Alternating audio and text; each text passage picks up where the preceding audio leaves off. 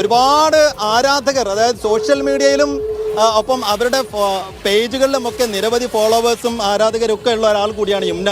അപ്പോൾ നമുക്ക് ഈ ഉറുദു ഗസലിൽ ഇന്നിപ്പോൾ ഗംഭീരമായൊരു പെർഫോമൻസ് നടത്തി മത്സരം കാഴ്ചവെച്ചു, നല്ലൊരു റിസൾട്ടും വന്നു. അപ്പോൾ അതിൽ അവിടെ അവതരിപ്പിച്ച ഒരു ശകലം നമുക്ക് വേണ്ടി, നമ്മുടെ പ്രേക്ഷകർക്ക് വേണ്ടി അവിടെ അവതരിപ്പിച്ചത് മെഹദി ഹസൻ സാബിൻ്റെ വളരെ ഫേമസ് ആയിട്ടുള്ള അബ്ഗെ ഹം ബിച്ഛടെ എന്നൊരു ക്ലാസിക് ഗസലാണ്. അത് 4 വരി പാടാം.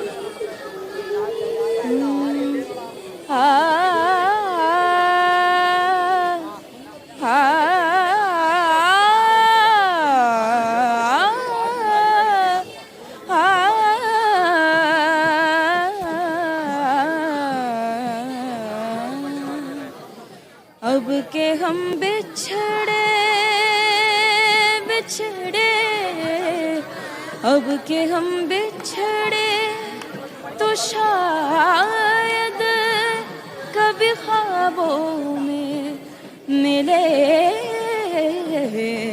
जिस तरह सूखे हुए फूल किताबों में मिले, अब के हम बिछड़े बिछड़े.